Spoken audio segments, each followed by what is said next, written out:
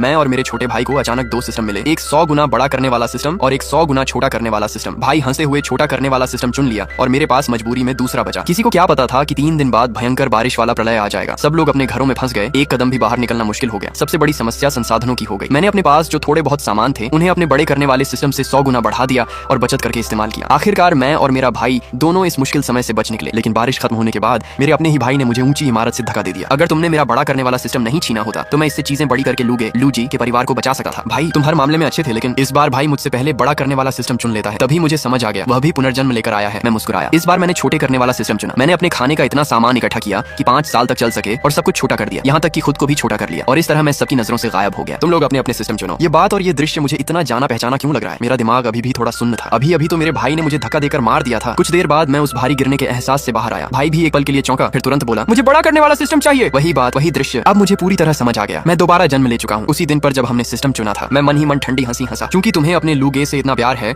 और मुझसे इतनी नफरत, जिसने तुम्हारी जान बचाई थी, तो इस बार मैं तुम्हारी कोई मदद नहीं करूंगा। मैंने खुश होते हुए भाई को देखा और कहा तो मैं छोटा करने वाला सिस्टम ले लेता हूँ। भाई अपने नए सिस्टम को लेकर बहुत उत्साहित था। उसने तुरंत पास रखा एक कप 100 गुना बड़ा कर दिया। छोटा कप एक विशाल कप में बदल गया। सच में बड़ा करने वाला सिस्टम अब मेरा है। यही वह भाई था जिसे मैंने अपनी जान पर खेलकर बचाया था। पिछले जन्म में जब प्रलय जैसी बारिश आई थी, सब लोग घरों में कैद हो गए थे। हमारे घर में कुछ डिब्बे नूडल्स और ब्रेड थे। मैंने अपने सिस्टम से उन्हें बड़ा करके हम दोनों को 5 साल तक जिंदा रखा। भाई का दोस्त लू शेंग हमारे सामने वाले घर में रहता था। भाई ने मुझसे कहा था कि मैं उनके परिवार की मदद करूं, लेकिन मैंने मना कर दिया था क्योंकि ऐसे समय में इंसानों पर भरोसा करना खतरनाक होता है। मेरी मदद के बिना लू शेंग का परिवार ज्यादा दिन नहीं टिक पाया और जल्दी ही भूख से मर गया। मैं प्रलय से तो बच गया, लेकिन अंत में अपने ही भाई के हाथों मारा गया। कितना मजाक है। अब बड़ा करने वाला सिस्टम तुम्हारे पास है। क्या तुम्हें मुझसे जलन हो रही है? आखिर मैं जो चाहूं उसे बड़ा कर सकता हूं। तुम्हारा छोटा करने वाला सिस्टम तो बेकार लगा है। भाई मुझे परख रहा था, क्या मुझे भी पिछले जन्म की याद है या नहीं। उसकी आंखों में हल्की सावधानी भी थी। मैंने गहरी सांस ली और सामान्य बनते हुए मुस्कुराया। इसमें क्या फर्क है? जो सिस्टम तुम्हें पसंद है तुम ले लो, मुझे कोई फर्क नहीं पड़ता। अब मुझे बड़े करने वाले सिस्टम में कोई दिलचस्पी नहीं थी। भाई तब जाकर निश्चिंत हुआ और हंस पड़ा। मुझे पता था इस बार वह जरूर अपने प्यारे लू शेंग के परिवार को बचाने जाएगा, और जैसे ही लोगों को इस सिस्टम के बारे में पता चलेगा वह कभी सुरक्षित नहीं रहेगा। हर कोई उस सिस्टम को पाने की कोशिश करेगा। भाई खुशी खुशी घर से बाहर भागा और लू शेंग के घर का दरवाजा खटखटाया। लू शेंग ने हैरानी से पूछा, यूं हाउ तुम यहाँ कैसे? लू भाई अंदर चलो, मुझे तुम्हें एक बड़ा राज बताना है। भाई ने उसके कंधे पर हाथ रखा, बिना उसके चेहरे पर दिख रही नापसंदगी की परवाह किए। जैसे ही सामने वाले घर का दरवाजा बंद हुआ, मैंने तुरंत फोन उठाकर तारीख देखी, 14 तारीख। अभी भी प्रलय आने में 3 दिन बाकी थे। अभी भी समय था। मैं तुरंत कार लेकर पास के सुपरमार्केट गया और खाने पीने से लेकर हर जरूरी चीज खरीद ली। नूडल्स, ब्रेड जैसे लंबे समय तक चलने वाले खाने, टिश्यू पेपर, कंघी, आईना, कंबल, तकिया और रोजमर्रा की सारी चीजें। मैंने चावल, आटा और सब्जियों के बीज भी खरीदे ताकि मुझे हमेशा मांस मिल सके। मैंने कुछ छोटे मुर्गे भी खरीद लिए। मैं फर्नीचर की दुकान भी गया और अपने लिए पूरा सेट खरीद लिया। मैं अपने लिए एक नया छोटा घर बनाना चाहता था। मेरा घर ऊंची मंजिल पर था। पिछले जन्म में भी बारिश के बावजूद वहाँ कोई खतरा नहीं था। इस बार मैं घर नहीं छोड़ूंगा, लेकिन अलग तरीके से जीऊंगा। मैं पागलों की तरह खरीदारी करता रहा जब तक मेरे बैंक खाते का सारा पैसा खत्म नहीं हो गया। दूसरी तरफ मेरा भाई, उसे पता था कि प्रलय आने वाला है, लेकिन उसने कोई तैयारी नहीं की। उसे अपने सिस्टम पर पूरा भरोसा था। वह तो उल्टा खुश था, जैसे किसी मौके का इंतजार कर रहा हो। मुझे पता था वह क्या चाहता है। वह चाहता था कि जब खाने की कमी हो तो वह हीरो बनकर लू शेंग के परिवार को बचाए और इस तरह लू शेंग उसके और करीब आ जाए। मैं हमेशा सोचता था कि वह उसे अपना सबसे अच्छा दोस्त मानता है, लेकिन अब समझ आया वह पूरी तरह उसी का दीवाना है। रात को जब भाई घर लौटा, उसकी आंखों में उत्साह साफ दिख रहा था, जैसे उसने लू शेंग से कोई समझौता कर लिया हो। अगर मैं लू शेंग के परिवार को बचाऊं तो क्या वह मुझे और ज्यादा अहमियत देगा? उसकी आवाज में उम्मीद और खुशी दोनों थी। मैंने ठंडे स्वर में कहा, नहीं, बिल्कुल नहीं। नहीं, लू भाई जरूर मुझे महत्व देगा। भैया सच बताओ, क्या तुम्हें बुरा लगता है कि मैं और लू भाई इतने करीब हैं? तुम हमसे 2 साल बड़े हो, लेकिन बच्चों की तरह मत बर्ताव करो। मैंने उसकी बात अनसुनी कर दी और अपने फोन में ऑनलाइन शॉपिंग करता रहा। मैं एक बार अपने ही भाई के हाथों मर चुका हूँ, अब दोबारा ऐसा नहीं होने दूंगा। इस बार तुम खुद ही मरोगे। तुम्हारे पास कुछ पैसे हैं? मुझे कुछ 1000 रुपए उधार दे दो, मुझे थोड़ा खाना खरीदना है। कुछ 1000 रुपए खाना खरीदने के लिए? तुम तो अभी खा चुके हो, वो तो कब का बच गया। मुझे जल्दी भूख लगी है। वह हंसते हुए मेरे पास आया, लेकिन मैंने ठंडे स्वर में कहा, नहीं है, मैंने अभी एक फ्रिज खरीदा है, सारा पैसा खत्म हो गया। तुमने फ्रिज क्यों खरीदा? मुझे बदलना था, नहीं खरीद सकता क्या? भाई को अपनी गलती का एहसास हुआ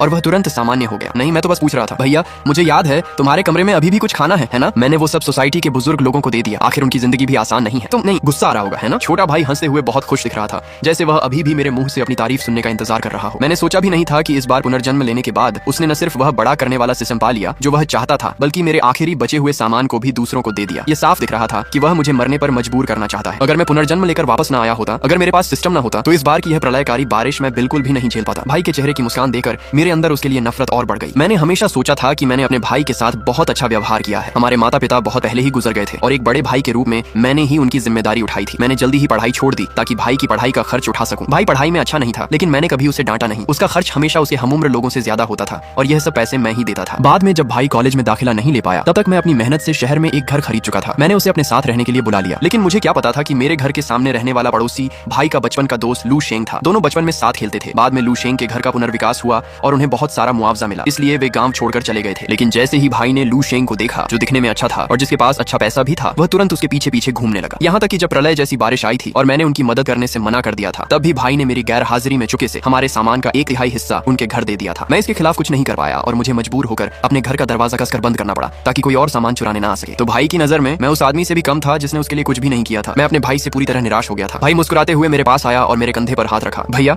आप सबसे अच्छे हो, मुझे पता था कि आप इतनी छोटी बात पर मुझसे नाराज नहीं होंगे। मैंने कहा, मैं थोड़ा थक गया हूँ, पहले सोने जा रहा हूँ, तुम भी जल्दी सो जाना। यह कहकर मैं अपने कमरे में चला गया और अपने लिए एक सुरक्षित जगह की योजना बनाने लगा। मैंने हवा से बिजली बनाने वाले उपकरण भी खरीदे ताकि तेज आंधी तूफान में भी मेरे पास लगातार बिजली बनी रहे। मुझे जो भी चाहिए था मैंने सब तैयार कर लिया था। अब मुझे बस चुपचाप समय का इंतजार करना था। भाई को अपने बड़े करने वाले सिस्टम पर पूरा भरोसा था, इसीलिए वह बिल्कुल भी चिंतित नहीं था। उसने अपने जेब खर्च से कुछ 100 रुपए का खाना खरीदा और चुपके से अपने कमरे में छिपा कर रख दिया, जैसे उसे डर हो कि मैं उसका सामान चुरा लूंगा। मैंने उस घर को पूरी तरह छोड़ने का फैसला कर लिया जो मैंने खुद खरीदा था। अगर मैं वहीं छिपा रहता तो कभी न कभी वे मुझे ढूंढ ही लेते। इसलिए मैंने एक और जगह चुनी, मेरे बेडरूम में बना एक गुप्त कमरा। ये छोटा सा कमरा मैंने घर बनवाते समय खास तौर पर बनवाया था और मैंने इसके बारे में कभी भी अपने भाई को नहीं बताया। यह कमरा ज्यादा बड़ा नहीं था, बस एक छोटे बाथरूम जितना, लेकिन मेरे छोटे हो जाने के बाद ये मेरे लिए एक सुरक्षित ठिकाना बन सका था। इस कमरे का दरवाजा मेरे फोन से कंट्रोल होता था, इसलिए मुझे बिल्कुल भी चिंता नहीं थी कि भाई इसे ढूंढ लेगा और अगर ढूंढ भी ले तो खोल नहीं पाएगा। इसके अलावा मैं खास तौर पर गाड़ी चलाकर कई किलोमीटर दूर एक सुनसान मैदान में गया और अपने छोटे करने वाले सिस्टम का इस्तेमाल करके वहाँ की मिट्टी का एक हिस्सा छोटा कर लिया ताकि बाद में मैं उसी मिट्टी का इस्तेमाल करके सब्जियां उगा सकूं और खुद का खाना उगा सकूं। मैंने कई पेड़ों को भी छोटा करके अपने साथ ले आया। कुछ ही समय में मैंने जो खाना और फर्नीचर मंगवाया था वह सब पहुंच गया। अब प्रलय आने में सिर्फ एक दिन बचा था। मैंने डिलीवरी का पता अपने पुराने गांव के घर का दिया था। वह गांव अब लगभग खाली हो चुका था, वहाँ कोई नहीं रहता था। उस घर में मैंने फर्नीचर, इलेक्ट्रॉनिक सामान, खाना और तरह तरह की रोजमर्रा की चीजें जमा कर ली। फिर मैंने मौका देकर अपने छोटे करने वाले सिस्टम का इस्तेमाल किया और सब कुछ छोटा करके पहले से तैयार किए गए डिब्बों में भर लिया। आखिर में मैंने थोड़ा सोचा और अपने उस छोटे पुराने घर को भी छोटा करके साथ ले आया। हालांकि वह पुराना था लेकिन थोड़ी मरम्मत के बाद काम आ सका था। रात के अंधेरे में मैं गाड़ी चलाकर वापस घर आया और सारी चीजें अपने गुप्त कमरे में ले जाकर रख दी। इन दिनों भाई बहुत ज्यादा उत्साहित था। उसे लगता था कि उसने पूरी तैयारी कर ली है, इसीलिए उसे मेरे बारे में जरा भी ध्यान नहीं था। गुप्त कमरे के अंदर मैंने पहले से ही हवा को साफ रखने वाला सिस्टम लगा रखा था ताकि कई साल तक रहने पर भी ऑक्सीजन की कमी न हो। मैंने 5 बोतल पानी को छोटा नहीं किया बल्कि उन्हें खोलकर एक छोटे से टैंक में भर दिया ताकि आगे के लिए पानी का स्रोत बना रहे। कमरे में बिजली के बल्ब भी लगाए गए थे जिन्हें मैं अपने फोन से कंट्रोल कर सका था। पूरी रात मेहनत करने के बाद वह गुप्त कमरा अब एक छोटे से फार्म में बदल चुका था। बहुत ही छोटे छोटे मुर्गों की आवाजें सुनाई दे रही थी जो घास के ढेर में चुपचाप कीड़े छुप रहे थे। फार्म के बाहर मेरा छोटा घर भी था जिसमें हर तरह के इलेक्ट्रॉनिक सामान मौजूद है। अब मैं आखिरकार चैन से सांस ले सका था और शांति से उस प्रलयकारी बारिश के आने का इंतजार कर सका था।